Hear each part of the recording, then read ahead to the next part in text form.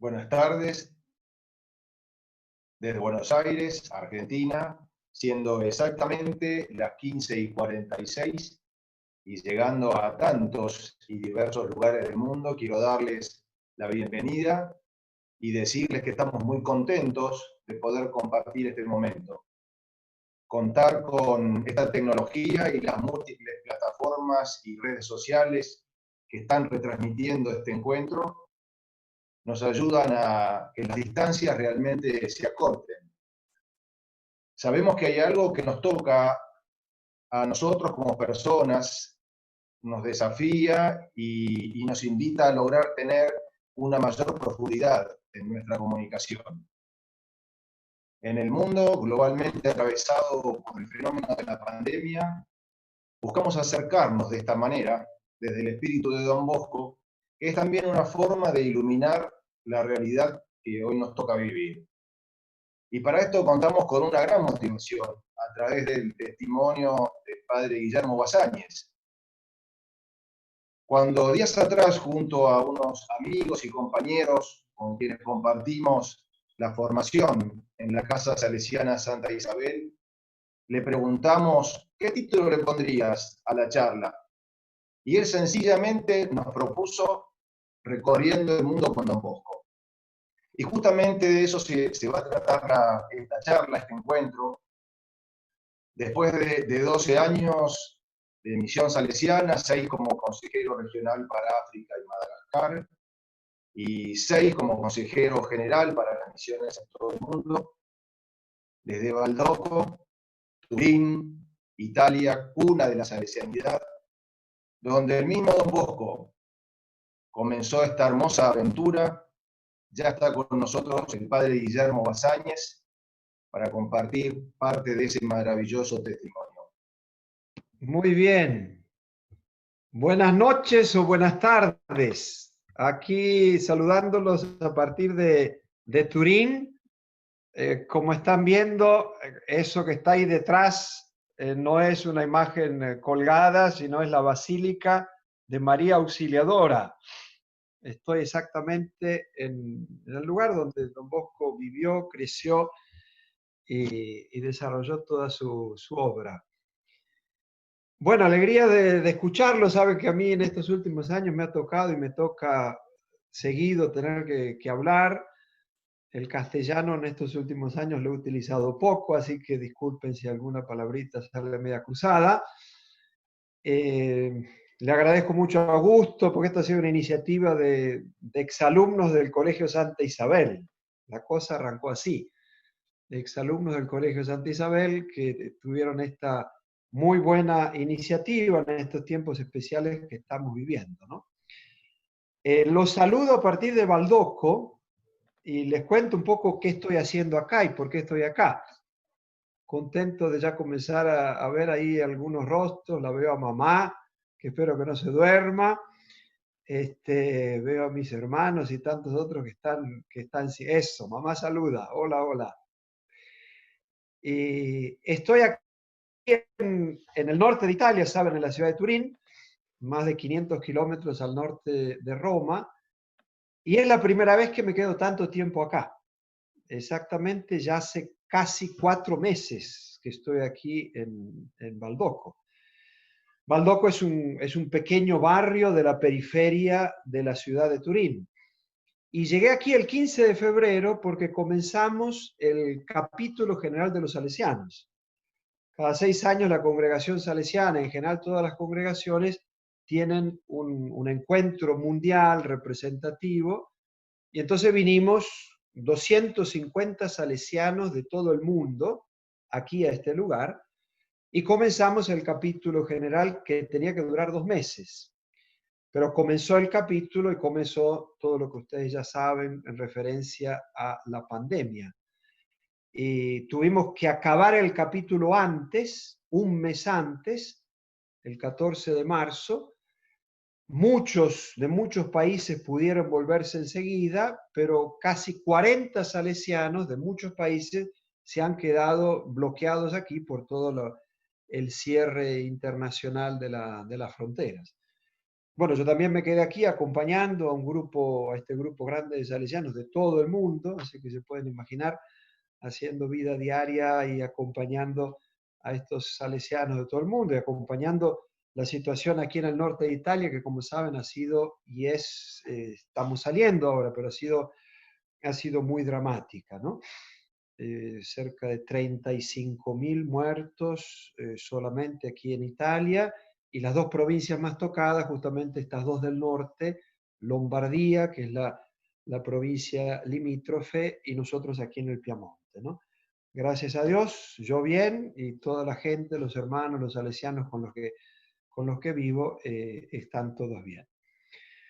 Bueno, trato de limitarme a lo que, no, a lo que me han pedido, que es hablar un poquito de Don Bosco y evidentemente no lo puedo separar de la experiencia que ha sido mía o que está siendo mía en estos años, ¿no? Entonces, para un poco de recordación, o de, no, como se dice, recordar quién es Don Bosco, porque puede ser que haya gente que no sepa mucho de qué se trata. Hay un pequeño video muy simple, hasta les puede parecer un poco infantil, pero muy cortito como para ubicarnos en el tiempo y para ubicarnos un poco lo que ha significado Don Bosco desde el inicio hasta el final.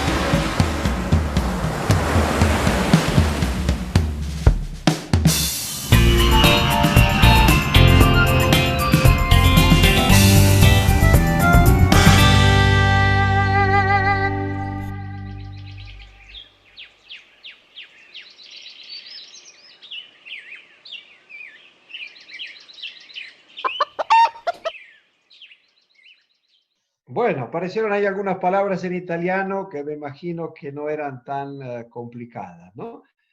Pero era para tener una pequeña localización temporal y también geográfica. Como sabemos, Don Bosco nació hace más de 200 años. Justamente en el 2015 hemos celebrado el bicentenario del nacimiento de Don Bosco. Claro que para la historia de la humanidad, pero en particular para la historia de la Iglesia, 200 años es ayer, ¿no? Por eso decimos y sabemos que es un santo joven. Don Bosco es un santo moderno, es un santo joven, ¿no? Y nace y vive justamente en estas zonas, en un lugar muy perdido y muy desconocido. ¿Vieron ahí esa palabra? Los que hemos crecido en la escuela salesiana, cuando entramos en el primer grado, ahí en Santa Isabel nos hablaban de estas cosas y de estos nombres, ¿no? ¿Dónde nació Don Bosco? Don Bosco nació en un lugar que se llama Ibequi, y hacían concursos y nos hacían preguntas, y si respondíamos nos daban premios por esto, ¿no? Ibequi es un caserío, ni llega a ser una aldea ni un pueblito, es un pequeño caserío en una zona de campo, ¿no? Bueno, ahí nace Don Bosco en una situación muy pobre, muy limitada, y de ahí que cuando tiene 13, 14 años baja a una ciudad que está a 16, 17 kilómetros de aquí, que se llama Chieri. Ahí frecuenta la escuela, ahí aprende muchos, como se dice, oficios, ¿no? Aprende a ser el zapatero, aprende a ser el herrero, aprende a ser el sastre y estudia también en la escuela, y solo después que baja aquí a la ciudad de Turín, ¿no? Entonces, un nacido en la periferia, en una periferia muy campesina, y que después llega aquí a la ciudad de Turín, y llegando a la ciudad de Turín, es justamente el lugar donde comienza a desarrollar toda su obra, ¿no? Bueno, cosas que los que hemos nacido en ambiente salesiano las hemos escuchado tantas veces, pero quería como refrescar, ¿no?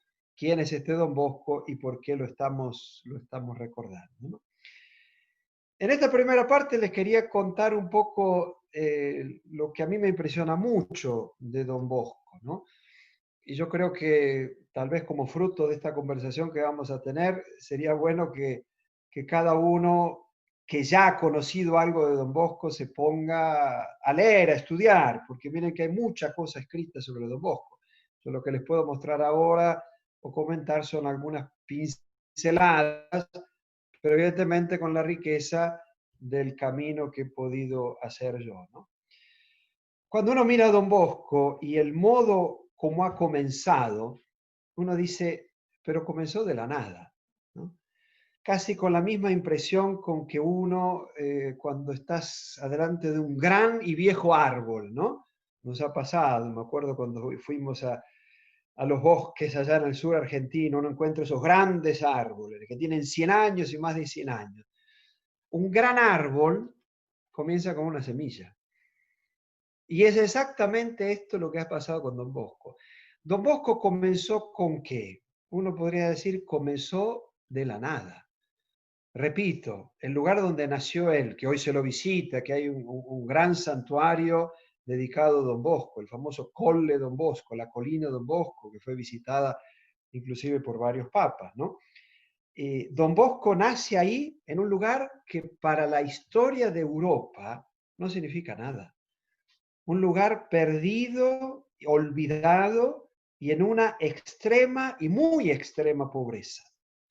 El mismo Don Bosco lo va a contar, las experiencias vividas ahí mismo en la casa, en su casa.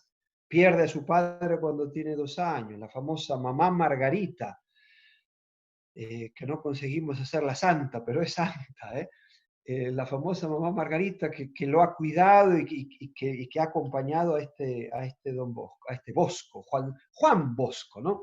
El nombre de Bosco, Bosco es el apellido del padre, su papá se llamaba Francesco Bosco, el Don Bosco sabemos que viene por el sacerdocio, a los curas aquí en Italia se le dicen Don, yo aquí me llaman Don Guglielmo en italiano es Guglielmo, así que cuando yo ando por aquí me llaman Don Guglielmo. Decimos Don Bosco por el sacerdote Bosco, pero el nombre de él es Bosco, el apellido, y Juan es su nombre, Giovanni en italiano, ¿no?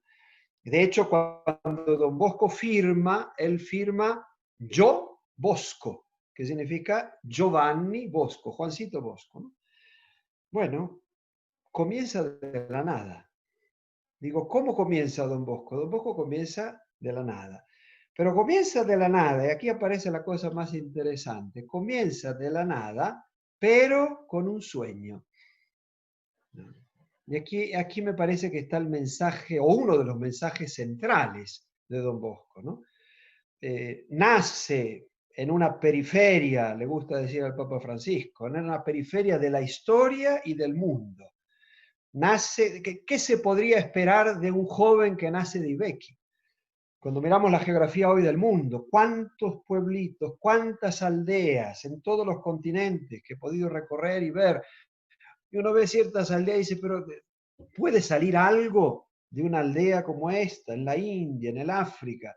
¿Puede nacer algo? ¿Un joven puede tener algún futuro que nace en un lugar tan perdido?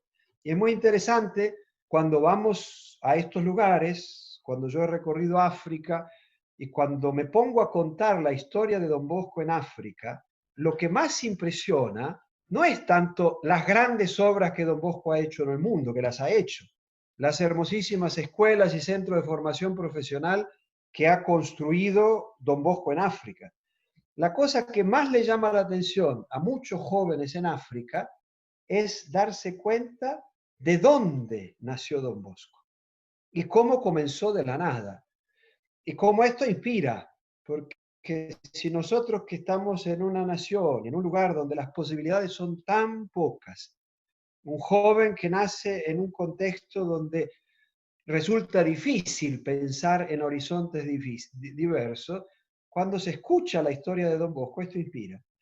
Entonces me parece que esta sería una primera frase, ¿no? que se las entrego, ¿no? Don Bosco nace, digamos así, de la nada, pero nace de la nada con un sueño.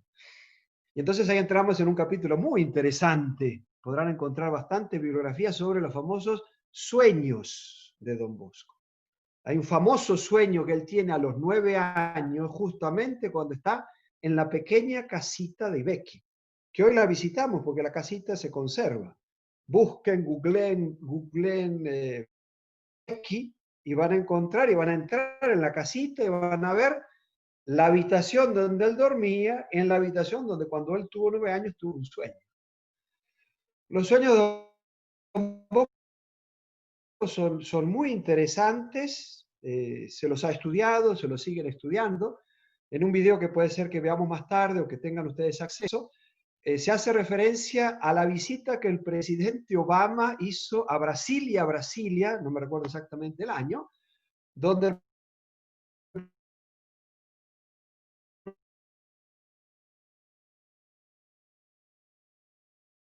presidente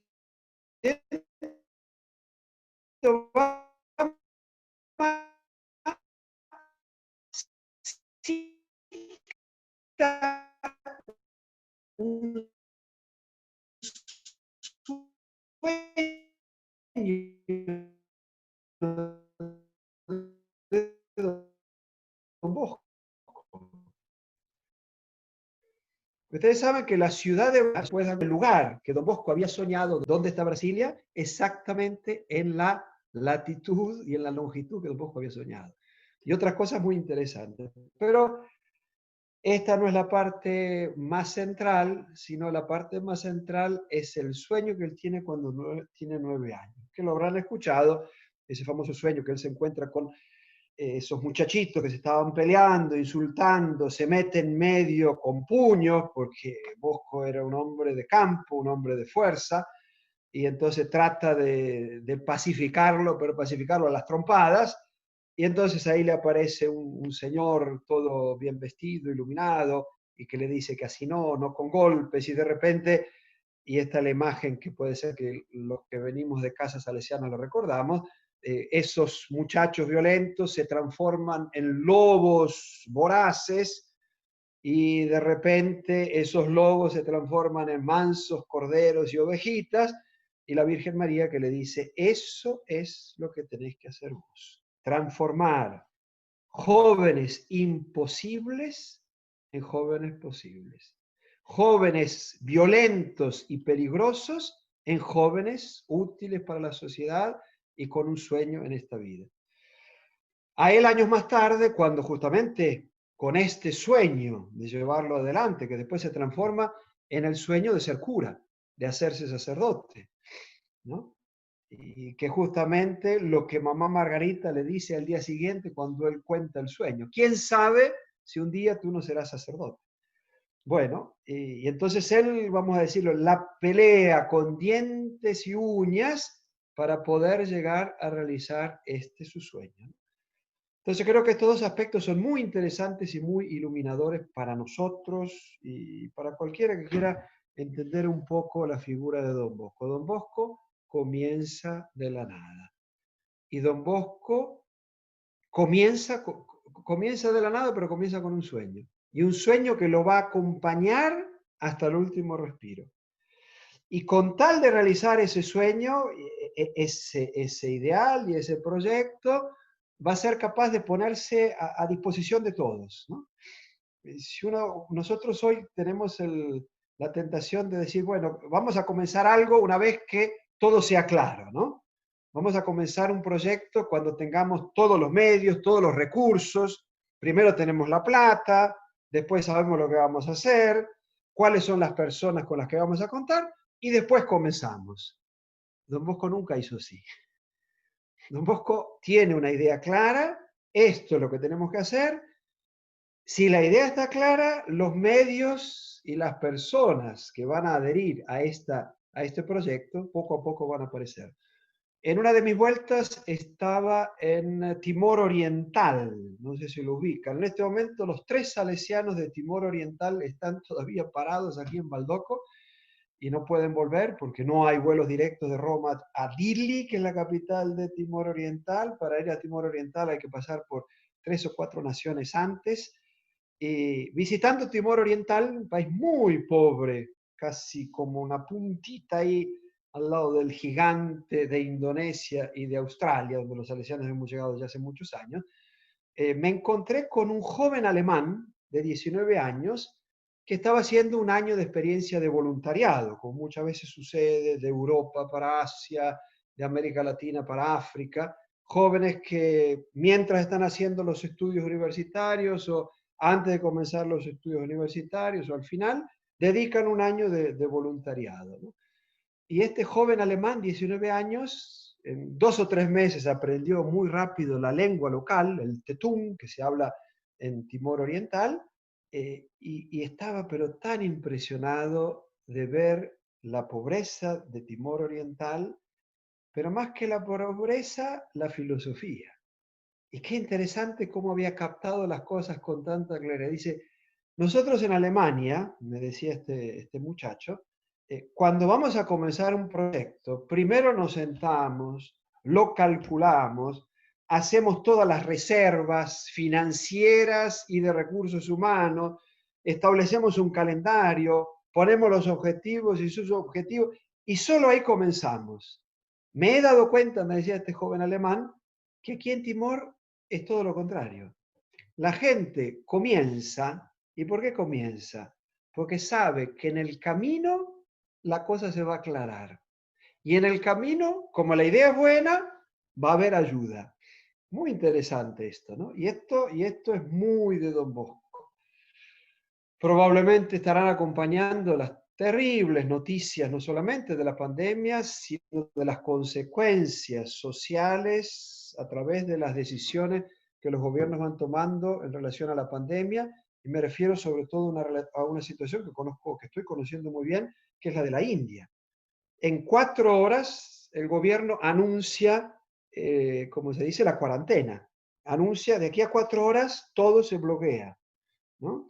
Y entonces se ha producido y se está produciendo un éxodo impresionante, migratorio en este momento en la India, de un estado a otro, justamente el movimiento migratorio por causa de los trabajos, gente que está caminando en estos días 1 semana, 2 semanas, 600 kilómetros, 1000 kilómetros de una punta a la otra.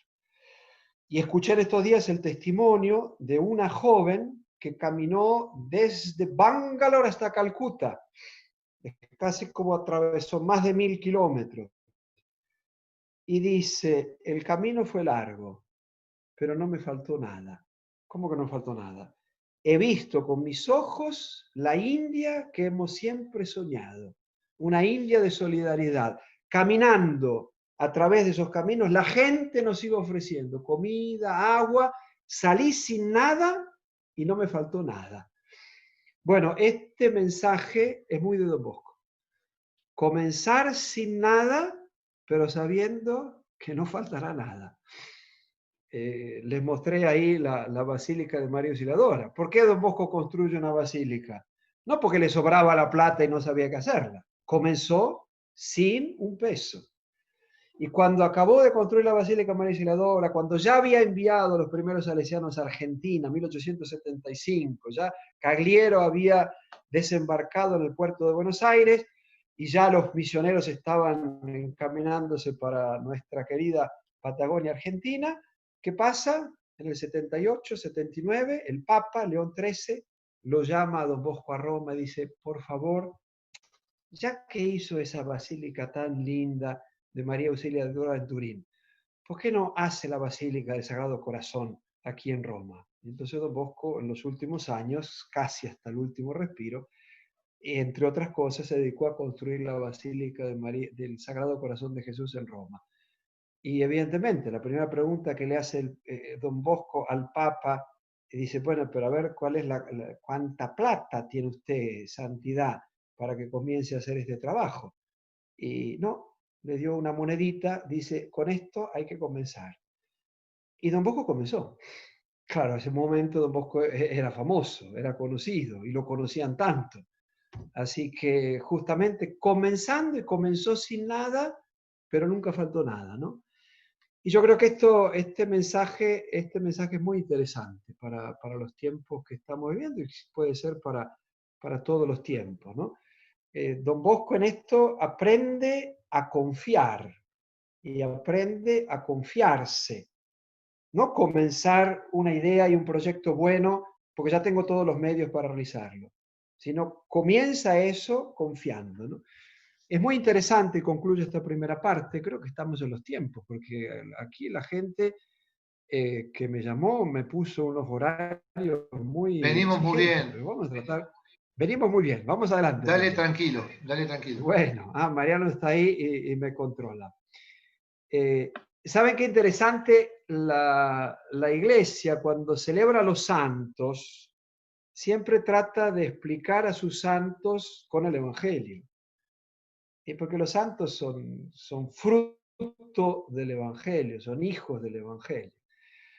Entonces cuando, por ejemplo, se celebra San Francisco de Asís, y bueno, se recuerda cuando Jesús dice que hay que confiar en la providencia y la pobreza de espíritu, etc. Cuando celebramos a Don Bosco, normalmente se recuerda el Evangelio de Jesús con los niños. Y está muy bien eso. Cuando un día vengan aquí a la Basílica de María Auxiliadora, van a ver que en el frente de la Basílica María Auxiliadora hay unas imágenes de Jesús con los niños. Don Bosco es conocido en el mundo entero por su cercanía con los niños.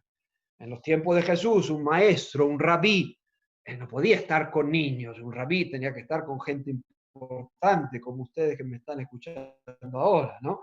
Entonces no quedaba bien que un rabí esté con niños que lo molestan y que lo ensucian, ¿no? Y Jesús que dice, dejen que los niños vengan a mí. Fiesta de Don Bosco, misa. Normalmente leemos el Evangelio que dice, dejen que los niños vengan a mí. Pero es muy interesante que Don Bosco no solo se dedicó a los niños y se dedicó a los jóvenes. Lo que más le costó a Don Bosco fue hacerse niño. Y no se puede entender a Don Bosco si uno no lo entiende en su camino de aprender a hacerse niño. ¿Qué quiere decir aprender a hacerse niño? Aprender a confiar en los otros. Aprender a entender que no todo está en mis manos, sino que todo está en las manos de aquel que me está guiando, ¿no? Y a Don Bosco le costó eso, porque era un tipo de puños. El sueño, cuando ve a los otros que se están peleando y él se mete con sus puños, expresa todo su carácter. Era un hombre de puños, era un hombre de tomar las decisiones y de querer que las cosas se hagan como a él le gusta que se hagan.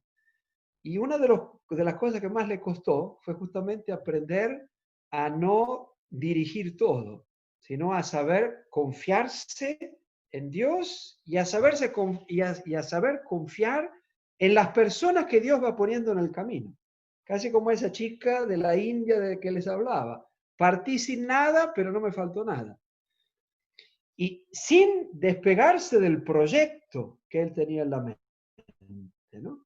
E inclusive, cosa muy interesante, si algún día pueden estudiarlo un poquito, cómo Don Bosco se hace ayudar y aconsejar por gente que no tenía nada que ver con la iglesia y al contrario, que eran opositores y que han estado detrás de esos momentos muy delicados del tiempo de Don Bosco, donde se cierran las órdenes religiosas, se cierran el seminario, y uno de sus consejeros, pueden verlo después cuando lean la biografía de Don Bosco, un tal ministro Ratazzi, que no tenía absolutamente nada de católico y no tenía ninguna simpatía con la iglesia, pero le gustaba mucho Don Bosco.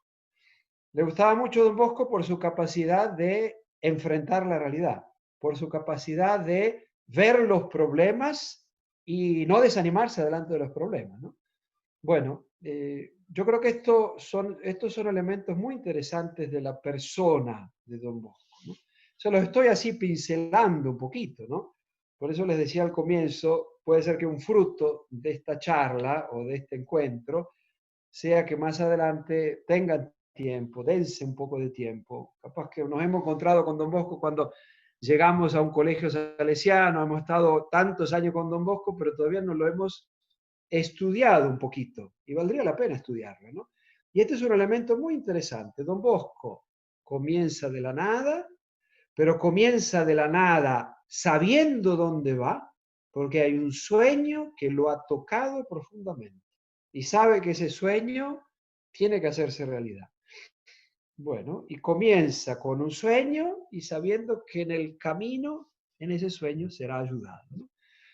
Bueno, yo creo que estos elementos son los elementos fundamentales para poder entender la figura de Don Bosco, ¿no? Primera parte. Pasamos ahora a la segunda parte, ¿no? Y que era también una provocación que me vino de la parte de los que me han invitado a tener esta charla, ¿no? ¿Cómo puede ser que la figura de Don Bosco sea tan internacional? ¿Cómo puede ser que un cura italiano del siglo XIX, en un contexto muy particular, tenga un impacto, digámoslo hoy, tan globalizado, ¿no? Entonces, para ayudar a entender esto, pasamos ahora a un segundo videito muy interesante que justamente hemos preparado. Aparecen algunas palabras en italiano, ma en Argentina tutti parlano italiano, ¿no? Ya saben muy bien de aquel argentino que vino aquí a Italia, agarró el elenco, como se dice, la guía telefónica, comenzó a ver los apellidos y dice, dice, aquí son todos argentinos, ¿no? Este, entonces en Argentina todos piensan que saben italiano. Bueno, aparecen algunas palabritas. Este video, que tiene 4 minutos y poco, se preparó con mucha calidad para una conferencia de prensa que el sucesor de Don Bosco, el rector mayor, ofreció en el mes de enero este año. Lo hicimos en Roma con periodistas de muchas agencias internacionales, en la que se hablaba, como creo que lo están viendo ya, sobre el capítulo general 28. Esta Asamblea Mundial de los Salesianos que les explicaba ahora al comienzo, ha sido la Asamblea Mundial número 28. Las primeras las presidió Don Bosco, aquí mismo donde estoy yo, y este año 2020 se organizó el capítulo general 28 para explicar a la prensa y para explicar al mundo qué es el capítulo, o mejor, quiénes son los salesianos. Preparamos este video que creo que ayuda a conectar el primer punto, quién es Don Bosco, de dónde viene, y sobre todo el impacto mundial que él tiene hoy. Lo disfrutamos.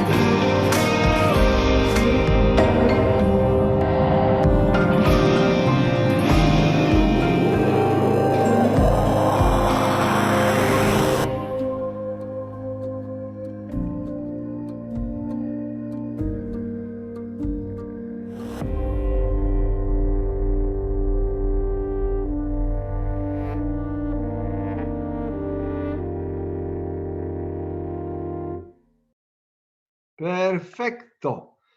Un poquito de italiano apareció por ahí, ¿eh? Allievi, vieron que decía allievi, son alumnos. Más de 1 millón de alumnos en las casas de Don Bosco, ¿no? Bueno, todo lo que han visto es 100% auténtico. Es más, en cada fotografía bellísima que estaba ahí, yo podría parar y contarles, porque todo eso lo he visto, ¿eh? En estos últimos 12 años, lo decía Augusto, en que he estado en el Consejo General de la Congregación, he podido visitar 115 países. No soy un turista salesiano, eso es Don Bosco, y bueno, he podido hacer un poco la contabilidad de los países. No he contado los kilómetros que hice, como Juan Pablo II lo hizo, pero unos cuantos miles de kilómetros se pueden imaginar. Bueno, la pregunta interesante es la que hacía al comienzo, ¿no? ¿Cómo puede ser que un cura católico del siglo XIX haya podido y sigue teniendo un impacto de actualidad tan grande, ¿no? En el 2015, cuando se celebraron los 200 años del nacimiento de Don Bosco, ¿se acuerdan que hubo también aquí en Italia, a 1 hora de tren veloz de aquí, en la ciudad de Milán, la Expo Milán? Expo Milán del 2015.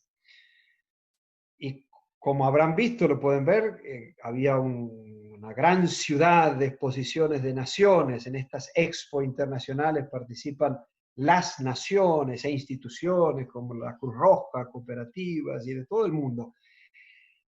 Pero la única institución, o mejor, el único stand internacional que tenía un nombre y no era el nombre de un país o de una corporación o de una institución, era Don Bosco. Había una casa Don Bosco en la Expo 2015, que se hizo una gran construcción, como se dice, desmontable, y que después lo hemos desmontado, lo hemos mandado a Ucrania, y hoy es una escuela primaria en una ciudad de Ucrania. ¿Por qué estoy contando esto? Porque justamente es verificable cómo la figura y la persona de Don Bosco tenga un impacto tan grande, ¿no? Entonces, ¿cómo responder a esta pregunta? ¿Cómo la respondo yo después de todo lo que he visto y lo que he podido tocar del Don Bosco vivo en el mundo, ¿no? Don Bosco tiene una contribución que es muy interesante, que es su actitud en el acercarse a los jóvenes difíciles. En toda nación existe entre comillas, problema. El poder acercarse y el poder dar oportunidad a cierta categoría de jóvenes, y los jóvenes más olvidados y los jóvenes más abandonados, ¿no? Entonces Don Bosco tiene una simpatía, una capacidad, yo diría, connatural de entrar en contacto con los jóvenes más difíciles. Me recuerdo en mis años de Angola, cuando estaba en Luanda, en la capital, una de nuestras presencias, en el barrio más difícil y más peligroso de la ciudad de Luanda, que se llama El Basurero, la lixeira en portugués. Y cuando le decíamos a la gente, o inclusive a algunos ministros, que ustedes viven en la lixeira, pero es muy peligroso estar ahí. Es muy interesante, recorriendo el mundo, ver que Don Bosco está en lugares peligrosos, ¿no? Y en lugares peligrosos a veces en que los gobiernos no saben cómo acercarse, ¿no? Entonces hay una actitud de Don Bosco de simpatía con la juventud. Don Bosco en esta ciudad, en la ciudad de Turín, comenzó a aprender esto, no en el seminario, sino visitando las cárceles. El método de Don Bosco, él lo aprende visitando las cárceles. Y llega destrozado, viendo jóvenes buenos que están en la cárcel. Dice, pero ¿cómo un joven bueno está en la cárcel? Simplemente porque no se lo cuidó, simplemente porque no se le dieron oportunidades. Entonces, ¿qué trata de hacer Don Bosco en el mundo hoy? Trata de promover oportunidades para jóvenes sin oportunidades. Y esto independientemente de la identidad religiosa, y es muy interesante. En Tailandia tenemos escuelas con 2.000, 3.000, 4.000 alumnos, 20 cristianos, todos budistas. He recorrido todas las casas salesianas, una gran mayoría de las casas de las salesianas en la India, más de 3.000 salesianos en la India. Escuelas y universidades con 99,8% de estudiantes hindúes, cristianos poquísimos, pero un amor por Don Bosco, una defensa de Don Bosco. Desde que llegó Don Bosco, algo ha cambiado, ¿no? Entonces eso es muy interesante. Don Bosco tiene una actitud diferente delante de los jóvenes que parece que son imposibles, que son intratables y que la única solución es encerrarlos para que la sociedad se defienda de ellos y sin darle posibilidades, ¿no? Estudiándolo, analizándolo un poquito más de cerca, diría estas tres cosas, ¿no? ¿Qué contribuye Don Bosco a las naciones? A las 134, 136 naciones que han visto que se indicaban ahí en el video, ¿no? Las sociedades de todo el mundo son muy conscientes que Don Bosco trae, en primer lugar, una novedad pedagógica. Hay una novedad, hay un nuevo modo de educar, ¿no? Que algunos de nosotros lo hemos experimentado en los años en que hemos estado en la casa salesiana. Hay un nuevo modo de educar, ¿no?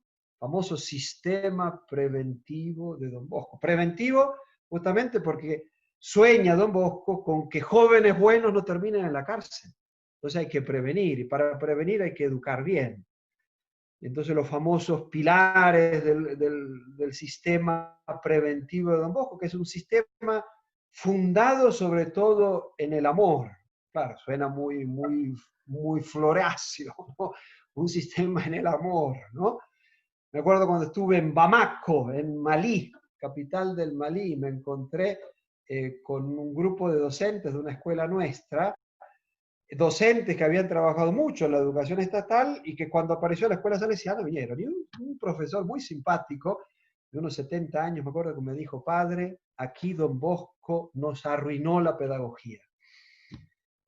Pero con una cierta ironía lo decía, ¿no? Porque acostumbrados a una educación de rigor, ¿no? Que la letra entra con la sangre y eso lo conocemos. Entonces, ¿cuántas naciones en que fundan la educación con rigor, inclusive hoy lo saben muy bien, con violencia física? Y una educación, ¿cómo es posible educar sin castigo? ¿Cómo es posible educar sin violencia física, ¿no? Parece para algunas familias y para algunos esquemas culturales imposible, ¿no? Bueno, llega Don Bosco y Don Bosco consigue, con una actitud diferente, una actitud de amistad, ¿no? El factor amistad, ¿no? Es muy interesante. Don Bosco llega y se hace amigo de los jóvenes, ¿no? ¿Cuántas autoridades musulmanes que no tienen nada que ver con la Iglesia Católica dicen Don Bosco amigo, ¿no? Hay una pedagogía nueva que traen, ¿no? Segundo lugar, un elemento muy interesante de la presencia de Don Bosco es su capacidad de integración, integrativa, ¿no? Estamos siguiendo estos días terribles noticias con respecto al racismo y tantas noticias del mundo entero, donde parece que en algunos lugares no hay otra solución sino un buen muro, una buena pared y una buena reja separando, porque es imposible que los de y los de vivan juntos, ¿no?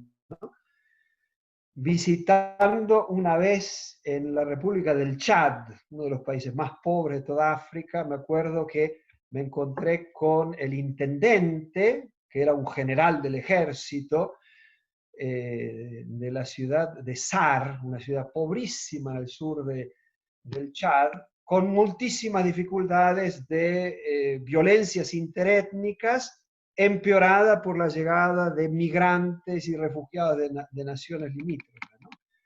Y bueno, ahí en esa ciudad nosotros teníamos lo que llamamos un centro juvenil, un oratorio, un lugar, un espacio donde los jóvenes vienen y juegan y aprenden a cantar y a bailar, ¿no? Y entonces encontrándome con este general musulmán, ¿cómo se dice? Musulmán, me dice: padre, el centro Don Bosco parece las Naciones Unidas. Parece las Naciones Unidas. Don Bosco consigue poner junto lo que por naturaleza no puede andar juntos. Porque uno de esta etnia no puede estar con el otro de la otra etnia. Hay que separarlo. Y tampoco consigue, ¿no? Yo diría una capacidad integrativa muy interesante, ¿no? Justamente por el elemento de humanidad que trae, ¿no? Y a veces conocemos que son caminos muy difíciles, esto de la integración de ciertos pueblos, de ciertas religiones, ¿no? Y en tercer lugar, ¿no? Una pedagogía nueva, una fuerza integrativa, diría, ¿no? Y una capacidad de promoción, ¿no? Y yo diría de transformar desiertos en bosques, ¿no? De hacer habitable lo inhabitable, ¿no? Basta recorrer la Patagonia Argentina y sabemos, y si no lo han leído todavía, está la famosa historia de los salesianos en la Argentina, escrita por el padre Cayetano Bruno, que son varios volúmenes, y donde habla del trabajo de educación y de civilización que los salesianos han hecho en la Patagonia, llegando a lugares donde que nunca nadie había llegado, ¿no? Y haciendo vivibles lugares que eran invivibles, ¿no? Pienso, por ejemplo, en el Perú, un famoso padre Hugo de Chensis, ¿no? Que ha llegado en ciertas zonas y pueblitos perdidos y últimos los ha transformado en pueblos con futuro y con esperanza, ¿no? Entonces esto es muy interesante, una cierta fuerza también de promoción social que Don Bosco trae, ¿no? En algunos lugares nos pasó en Sudán, por ejemplo, en la famosa zona de Darfur, que ustedes deben conocer o habrán escuchado, en la zona occidental del Sudán, una de las tragedias humanitarias más grandes, ¿no? Ahí estuvimos, trabajando con millones de jóvenes refugiados, ¿no? Y entonces ahí el gobierno musulmán de lo que es hoy el norte del Sudán decía, Iglesia Católica no queremos, Don Bosco sí. La Iglesia Católica no los quiere, pero Don Bosco sí, porque Don Bosco sabemos que es bueno. Bueno, es un cura católico también, ¿no? Pero interesante, Don Bosco es capaz de llegar a zonas donde otros no pueden llegar, ¿no? Y entonces, evidentemente, yo creo que es una de las razones por las cuales nosotros podemos decir que Don Bosco es internacional, que Don Bosco se ha traducido a todos los dialectos y a todas las lenguas, ¿no? Es conmovedor escuchar, hablar docentes y gente muy comprometida y muy imbuida con la espiritualidad y con la pedagogía de Don Bosco en lenguas imposibles, diría, ¿no? Bueno, estas son las dos pequeñas, hablé mucho, ¿no? Pero bueno, es así, el precio de estas cosas son así, ¿eh? Se van a ganar muchas bendiciones después de haber escuchado todo esto, ¿no? Pero creo que las dos ideas principales que no es que las he leído anoche en un libro, sino que las estoy cargando y que me han enriquecido mucho y que me han hecho también vivir mucho en estos años, son estas dos que acabo de decir, ¿no? Don Bosco comienza de la nada, pero con ideas claras. Don Bosco comienza de la nada, pero soñando y soñando a la grande. El Papa Francisco había ya programado venir acá a visitarnos al capítulo. Nunca lo hizo con ninguna congregación. Y ya teníamos todo programado. El lugar donde le estoy hablando ahora, que es la oficina y el cuarto del superior general, que ahora no está aquí, iba a ser el cuarto del Papa. El Papa iba a dormir aquí, donde estoy sentado, no dormir sentado, sino que iba a dormir aquí. Estaba todo programado. El día anterior lo suspendió por el tema del COVID y también porque él estaba con una fuerte gripe y no vino. Estaba todo programado para venir. Ya estaban la gente de la seguridad del Vaticano comenzando a hacer los cálculos aquí. Bueno, no vino, nos mandó una carta. 4 puntitos hermosos, los pueden googlear, andan por ahí. Último punto, dice, salesianos, sigan soñando a la grande, ¿no? No dejen de soñar, ¿no? Uno que está con Don Bosco no se puede dar el privilegio del pesimismo, no funcionará, no se puede hacer nada. Entonces,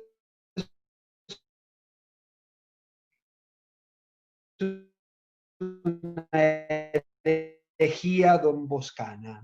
Interesante esto. Don Bosco que comienza de la nada, pero con un sueño potente, ¿no? Y en segundo lugar, este Don Bosco que ya no es solo italiano, ya no es solo piamontés. Estamos aquí en el Piamonte, Don Bosco, un piamontés hecho derecho, ¿eh? Y de esto les podría también hacer otra conferencia, ¿no?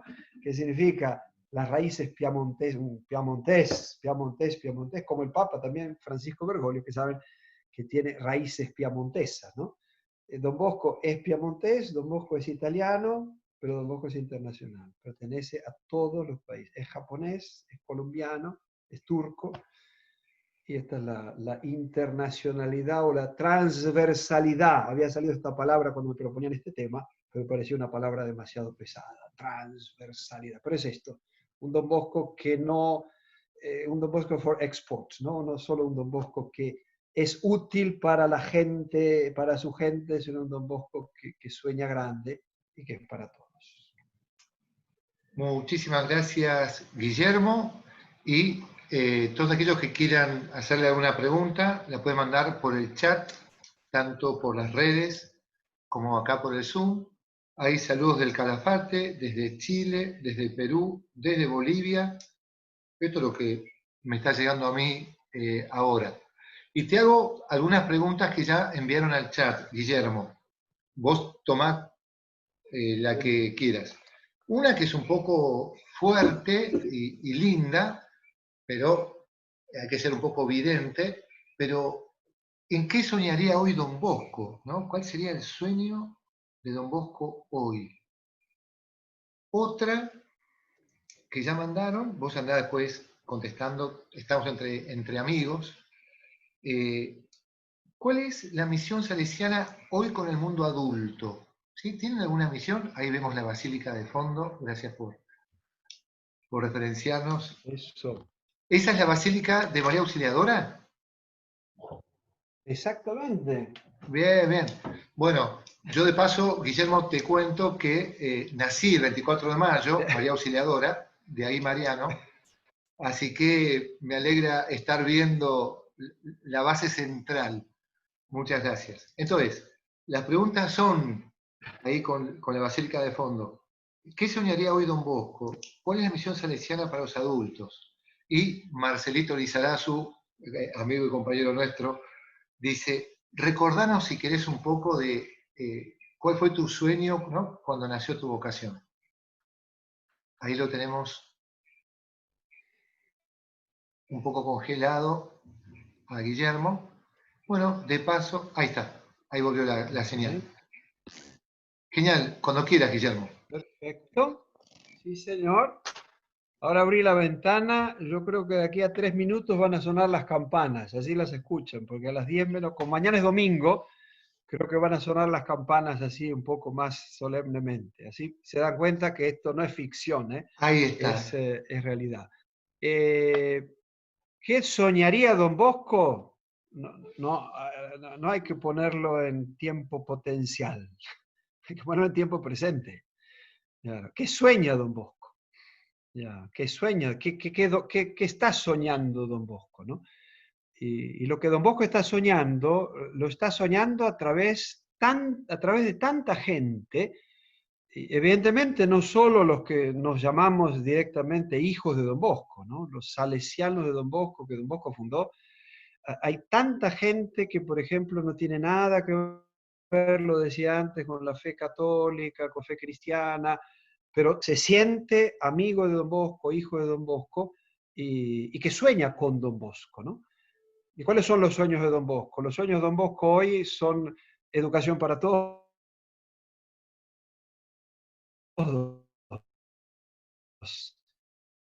Los Don Bosco es que todos los jóvenes sean felices, ¿no? Una de las frases que Don Bosco repite dice que ustedes sean felices en el tiempo y en la eternidad. La felicidad de los jóvenes, ¿no? Felicidad de los jóvenes que significa dar oportunidades a los jóvenes, ¿no? Y no solamente soñar cosas para los jóvenes, sino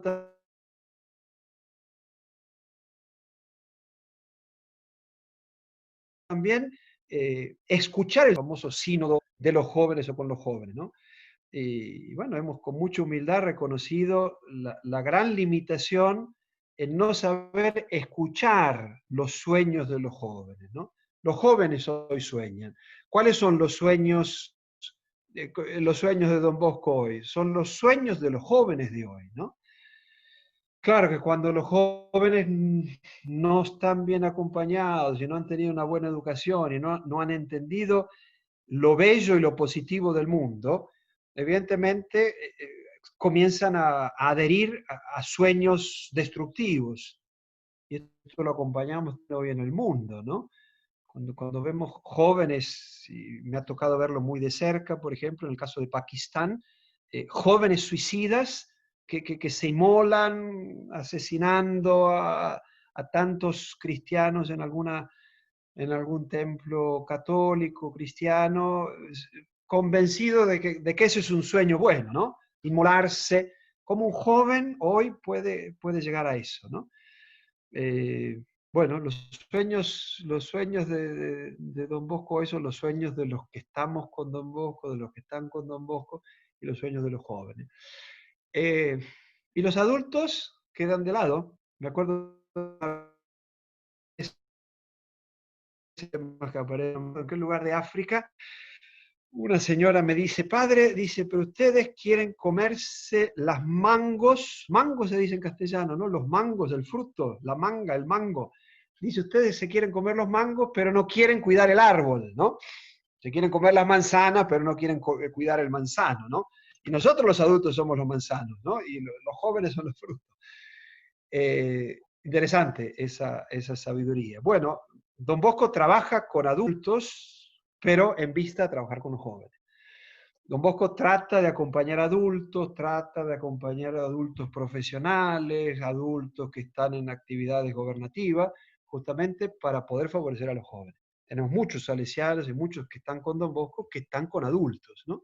Pero sin perder el objetivo final, que evidentemente son los jóvenes. Nos ocupamos de la familia. Don Bosco cuida a las familias, cuidan a las familias jóvenes, pero cuida a las familias adultas, también para que las familias puedan cuidar mejor a los jóvenes, ¿no? Y bueno, si me pongo a hablar sobre mi vocación, ahí ya nos vamos hasta mañana a la mañana, ¿no? Pero interesante, como algunos de los que me están escuchando, 12 años con los salesianos. A mí cuando me preguntan, ¿y usted cuándo entró con Don Bosco? Y como la mayoría o algunos de los que me están escuchando, cuando tenía 6 años. Este año cumplo 55, entonces hace 49 años que estoy con Don Bosco, cuando entramos en primer grado. Después institucionalmente hice parte de la congregación salesiana, ¿no? Pero ¿cuándo entré con Don Bosco? Entré con Don Bosco cuando entré al primer grado con el profesor Giacomone, y entramos en la casa de Don Bosco. Ahí comencé con Don Bosco, ¿no? Hemos sido Pero compañeros. evidentemente el paso crucial a mí ha sido, claro, acabando el secundario, donde este deseo, esta idea, que no era muy clara, de hacerme cura y de entregarme a Jesús, en esos primeros momentos no era tan clara, ¿no?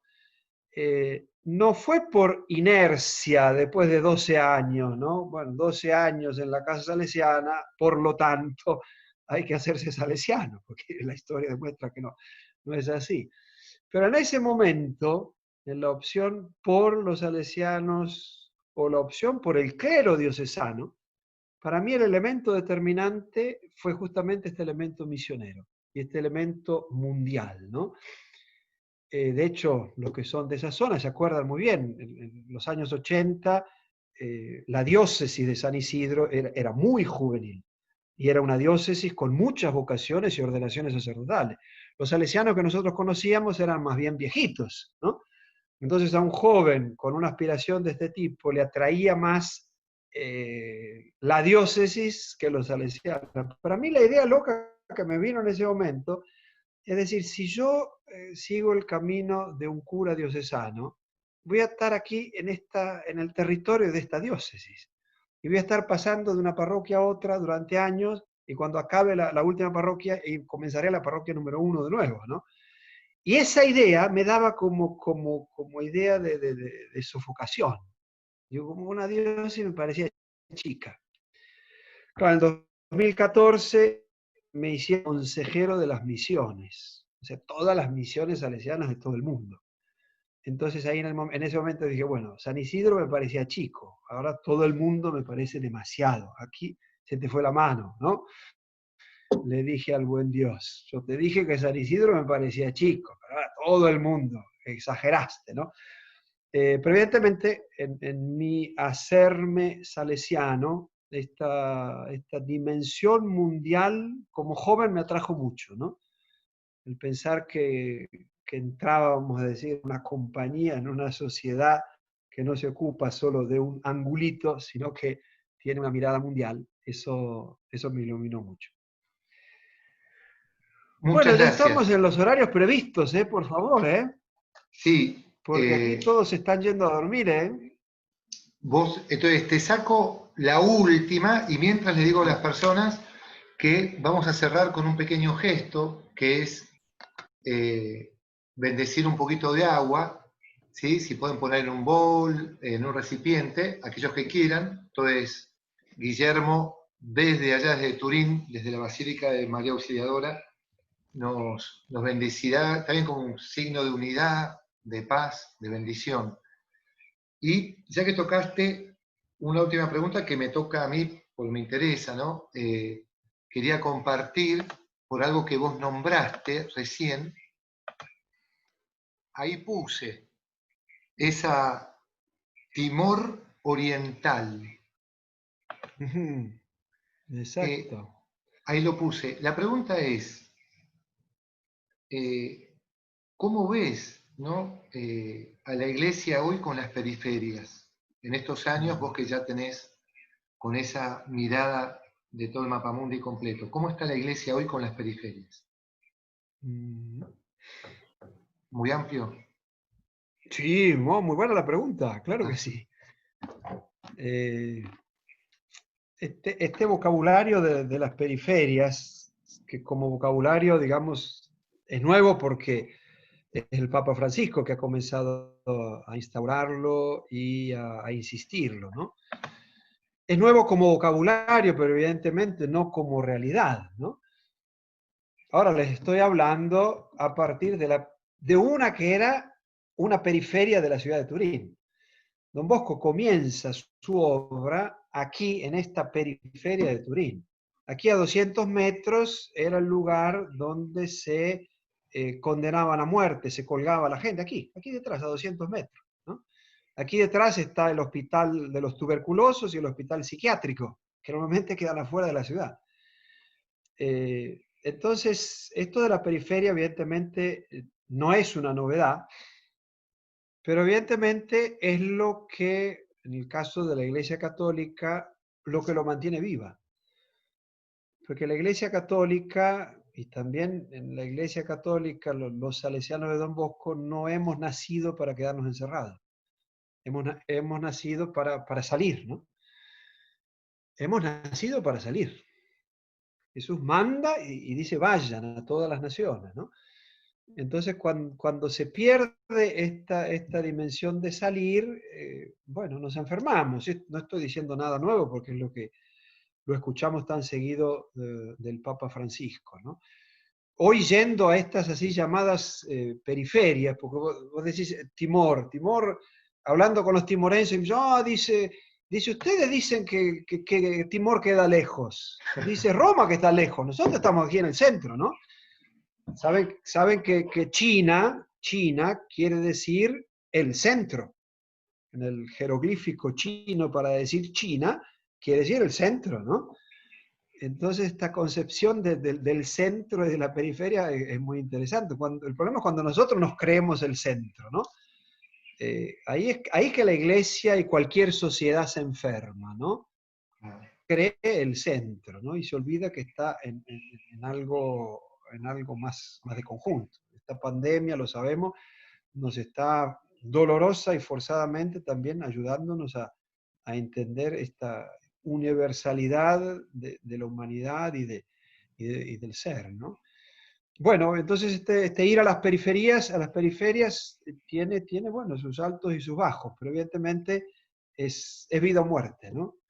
Para Don Bosco también. Si Claro. Don Bosco se encierra, deja de ser lo que él ha nacido y ha existido para. Quiere decir, para estar afuera y para salir. Buenísimo, Guillermo. Lindísima la imagen que Bueno. tenemos tuya con la basílica de fondo. Entonces, para Mira ahora qué González, cielo, ¿eh? sí, con cielo y todo. Vamos a cerrar. Te pedimos si podés bendecirnos nuestros recipientes con agua, aquellos que lo busquen. Yo ya tengo el mío. Acá tengo un bowl Eso. para mantener un poquito de agua bendita. Entonces, lo que voy a hacer es poner a compartir también las imágenes de parte de todos. Si ponemos, ahí está, si todos ponen vista en galería, nos vamos a ver todos juntos. Creo que ahora está ocurriendo. Y después de que haga la bendición, vamos a dejar, voy a liberar el chat para aquellos que te quieran saludar, hablar, pero ya de una manera, vemos al Soga, a Marcelo, a la familia Gersi desde Bariloche, están todos allí. Así que yo voy a buscar también un poquito más de agua que va mi hija. Muy bien. Todo tuyo, Guillermo. Perfecto. Entonces ahí están viendo la basílica y me puse ya los instrumentos de trabajo, para que esta bendición les llegue a cada uno, en nombre de Don Bosco, en nombre de María Auxiliadora, y también bendición para ese poquito de agua que tenemos y que pueda servir también en estos días para usar el agua, para bendecirse, para bendecir. Y los invito entonces a que digamos juntos, mirando esta hermosa basílica de María Auxiliadora, allá arriba de esa cúpula hay una imagen de María Inmaculada. El santuario es el santuario de María Auxiliadora, pero en la cúpula Don Bosco quiso colocar María Inmaculada. Recemos juntos entonces una Ave María a la Madre de Don Bosco y a nuestra Madre, diciendo: Dios te salve María, llena eres de gracia, el Señor es contigo, bendita tú eres entre todas las mujeres, y bendito es el fruto de tu vientre Jesús. Santa María, Madre de Dios, ruega por nosotros pecadores, ahora y en la hora de nuestra muerte. Amén. Dios Padre misericordioso, te pedimos que nos bendigas desde esta tierra santa, que tanto la has bendecido, que has bendecido tu Hijo Don Bosco y tanta gente que ha pasado y ha vivido aquí. Que tu gracia abundante descienda sobre nosotros, también sobre esta agua que te presentamos, que sea un signo de la pureza a la que nos quieres llevar y de la protección en la que nos quieres conservar cada día de nuestra vida. El Señor esté con ustedes y con tu espíritu. Y que los bendiga Dios amoroso, el que es Padre, Hijo y Espíritu Santo. Amén. Amén.